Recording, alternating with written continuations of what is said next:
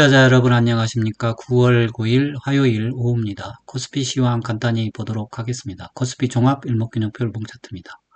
뒤꿈치 구름대 양으로 돼서 올라와서 횡보하고 있습니다. 빨간색 기준선, 검정색 전환선, 정배열된 상태로 올라왔다가 역배열된 상태로 횡보했어요. 다만 오늘은 전환선, 까만색 전환선이 빨간색 기준선 위로 올라왔네요. 게다가 주가 캔들 하늘색 후행 스팬 보면 결국 정배열을 만들어냈습니다. 후행 스팬이 주가 캔들 위로 올라왔어요. 또한 주가 캔들도 전환선 위에 있고 여러 가지로 상승세임을 나타내고 있습니다. 이미 상승장에 들어선 것 같아요. 물론 최고점을 돌파해야 그게 확인이 되는 건데 이미 확인이 됐다. 언제 확인이 됐냐면 사실 좀 오래전이겠죠. 이게 저점이 올라왔을 때 저점이 8월 중순에 3070이었는데 8월 말에 3124 요때 저점 만들면서 상승의 기운이 감지됐다 이렇게 보는 게 맞을 것 같아요. 저점이 올라가면서 저점 연결선 이게 상승 하단 추세선 하단입니다. 상승 추세선이고 이면 당연히 상승의 상단 추세선이 나올 텐데 요거 평행선 그리면 되는데 이렇게 한번 그려보겠습니다. 그려보면 상단이 얼마 남지 않은 걸 알 수 있어요. 이게 이렇게 갈지 이렇게 치고 올라갈지 모르지만 예를 들면 상단 딛고 밀렸다가 이렇게 올라가고 그런 식으로 될지 아니면 추세선을 또 만들지 모르지만 현재로서는 이렇게 한번 만들어 보겠습니다. 그래서 상단까지는 조금 룸이 남아 있고 아직은 또 해야 돼요. 이거 3288 여기를 돌파를 해야 돼요. 돌파를 해야 되는데 좀 남았습니다. 한 28포인트 남았으니까 조금 여유롭지만 좀 빨리 대응하는 게 좋을 것 같아요. 상승장에 돌입했다. 이렇게 말하는 게 맞을 것 같습니다. 코스닥입니다. 코스닥이 코스피보다 조금 더 상승세임을 좀 미리 알려줬어요. 코스닥이 이번에 캔들 보니까 6개, 6개 정도 양의 캔들이 나왔는데 어떻게 보면 계속 갭 상승이에요. 물론 꼬리를 달긴 했지만 상당히 탄력적으로 올라가고 있습니다. 이 코스닥이 지금 해외 증시가 어떻게 보면 조정장인 듯 아닌 듯 하거든요. 나스닥이 전반적으로는 조정장이고 나스닥이 조금 더 갈 수 있어요. 나스닥은 워낙 세니까.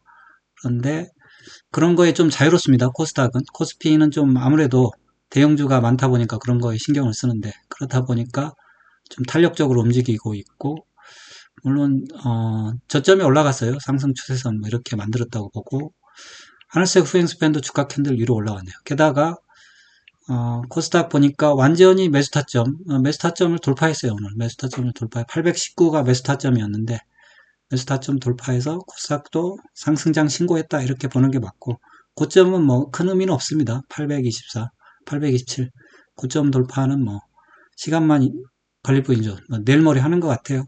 RSI도 보니까 급격하게 지금 올라왔습니다. 과매수권까지 올라왔어요. 70 이상으로 급격하게 올라왔어요. 코스닥. 코스피는 어떻게 됐나요? 코스피도 70까지 올라왔네요. 올라왔고. 그래서 양시장 모두 상승 시동을 걸었는데 코스닥이 조금 더 탄력적으로 움직이고 있습니다. 이번에는 코스닥이 소외가 안 될 건가요? 나스닥입니다. 나스닥이 사실 8월 중순 이후부터 조정이라고 봐야 돼요. 8월 중순부터 조정이라고 봐야 되고 다만 다른 증시와 달리 나스닥은 대장입니다. 대장 세계 증시 대장이다 보니까 쉽사리 꺾이고 있지 않습니다. 기준선 2번 깼지만 잘 버티고 있고 또 어떻게 보면 캔들이 또 탄력적으로 움직이는 측면이 있어요. 고점 돌파해서 음봉 떨어져 가지고 좀 죽나 했더니 또 살아났거든요.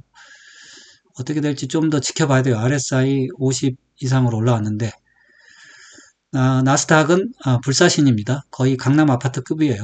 그렇게 생각하면 안 죽을 수도 있습니다. 나스닥이 아마 죽지 않은 게 코스피가 저는 나스닥이 조금 헤매면 코스피가 올라가도 비실거릴 줄 알았는데 나스닥 때문에 아무래도 나스닥이 고점을 돌파하니까 벌떡 일어난 게 아닌가. 나스닥이 역시 중요하다. 그런 생각이 듭니다. 국고채 10년물 가격 보겠습니다. 국고채 10년물 가격이 결국 상승을 하고 있죠. 상승세에 들어간 것 같고 고점을 아직 돌파는 안 했는데 상승할 것 같아요. 이게 미국 금리가 내려갈 가능성이 농후합니다. 미국 증시 시황 오늘 안 했는데 채권 가격을 좀 봐야 되는데 미국 금리 내려가면 뭐 한국은행은 금리 내리고 싶은데 못 내리는 거예요. 미국하고 금리 차가 너무 커지니까. 미국이 금리만 내려주면 한국은행은 언제든지 금리를 내릴 거니까 랠리를 하지 않을까 싶어요. 그러면 상당히 우호적인 그런 환경이 되는 거죠. 그러면 환율이 중요한데 환율이 계속 상승 모양만 갖추고 있었어요.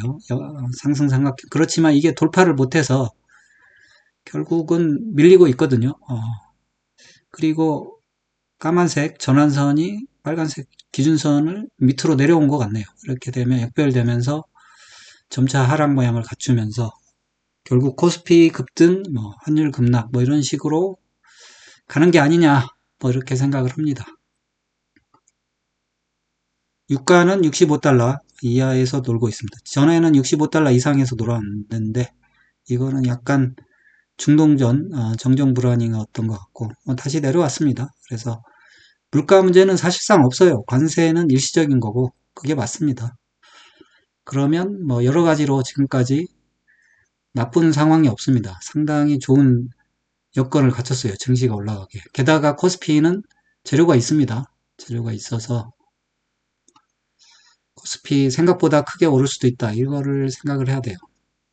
지표를 말씀드릴게요. 지표는 제가 계속 말씀드렸는데 지표는 상승세다 말씀드렸거든요. LRS 올라가고 있고 R스퀘어도 올라가고 있습니다. 살짝 좀 꺾인 게 좀 불안하긴 한데 RSI도 이제 70까지 올라왔네요. 올라왔고 MACD 오실레이터 특히 보면 음이 7월부터 9월 중순까지 쭉 진행이 됐잖아요. 이걸로만 봐줘도 2달 조정받은 건데 사실은 양이 줄면서부터 그러니까 6월 중순부터 조정이라고 봐야 돼요. 그러면 6월 중순부터 9월 중순까지니 9월 초순 거의 3달 조정받은 거니까 이제는 올라갈 때도 됐습니다. 3달 조정받았으면 이게 강세장이라고 그러면 3달 이상 가면 안 되죠.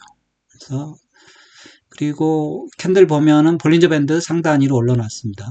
볼린저 밴드가 많이 축소돼 있었는데 이제 위로 가면서 벌어지지 않을까 싶어요. 그리고 5일선, 21선, 또 11선 이렇게 정배열되어 있고 결국은 61선을 터치를 안 하고 올라가는 모양이 됐습니다. 다행이죠. 스토캐스틱입니다. 스토캐스틱을 보니까 더욱더 상승장임을 확신을 할 수 있네요. 스토캐스틱 단기, 중기, 장기 모두 골든크로스 상태이고 게다가 장기도 이 정도 거의 과열권 근처까지 왔어요.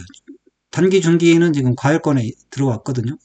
제가 팬데믹 장세를 많이 보는데 여기서 보니까 볼린저 밴드도 벌써 벌어지기 시작했네요. 그 상승 초입이다 이런 걸 말하는 거고 팬데믹 때 보면 팬데믹 때도 한 2달 반, 거의 3달 뭐 조정을 받았는데 2달 반이에요. 2달 반이고 거의 비슷합니다. 팬데믹 때는 약간 좀 다른 점이 있었어요. 어쨌든 팬데믹 때도 보면 어, 스토캐스틱이 보면은 단기, 중기, 장기 뭐 이렇게 상당히 과열권으로 들어가면서 이 상태는 벗어났잖아요. 조정하는 상태는 벗어났어요. 장기를 보면. 그래서 상승세에 돌입했다. 이게 맞습니다. 이게 어디까지 가느냐. 그거는 뭐 외국인이 어떻게 운전하느냐에 따라 다른 거니까 우리는 알 수 없습니다. 수급을 볼게요. 수급 보면 4월 초에 외국인 팔아가지고 바닥 만들고 사서 올렸습니다. 3천 근처까지 올렸고 6월 말에 팔아가지고 조정 들어왔고 산 거는 큰 의미는 없어요. 뭐 사고 팔고 하다가 사진 거고 마지막에 여기가 키포인트인 것 같은데 8월 말에 팔아가지고 바닥을 만들었어요. 쌍바닥 만들었잖아요. 정확하게 그렇게 됐습니다. 이번에 다음에도 이런 조정이 나오면 이거를 좀 기억을 해야 될 것 같아요. 외국인이 팔아서 바닥 만든다. 그리고 지금 사서 올리고 있습니다. 세력이 사고 개인이 팔고 전형적인 상승장 되겠습니다.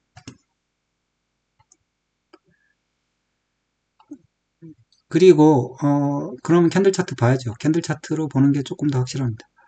캔들 차트 월봉 보니까 지난달은 일단 이겼습니다. 그리고 캔들이 양봉이 생겼고 고점 돌파하기 일보 직전이고 사실 이 3316 이거는 큰 의미는 없어요.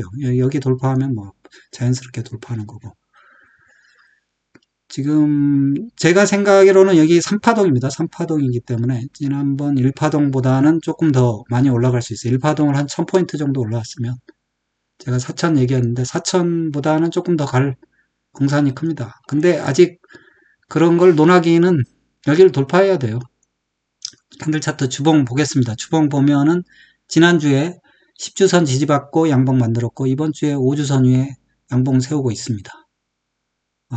매수 타점 2개 다 돌파했고 마지막으로 하나 남았는데 여기를 돌파해야 뭐 얼마까지 올라가냐 이런 걸 헤아리는 거지 지금 헤아리는 건 별 큰 의미는 없어요. 3288을 돌파하게 되면 그때는 어디까지 올라갈지 그런 거를 논의를 해봐도 될 것 같아요. 캔들 차트 일봉 보겠습니다. 일봉 보면 양봉이 나오고 있는데 거래가 늘고 있어요. 거래가 늘면서 지금 상승에 확신을 주고 있습니다. 거래가 늘고 있어요. 바닥이 이미 지나왔다는 걸 알 수 있어요. 지난번에도 보면 바닥 거래가 지나고 상승이 계속되는 거죠. 그리고 이제 거래가 폭주하면서 또 천정을 치는 건데 한번 이번에는 지난번에 1파동 때는 좀 정신이 없어가지고 잘 팔로우업이 안 된 것 같은데 팔로우업을 해보도록 하겠습니다.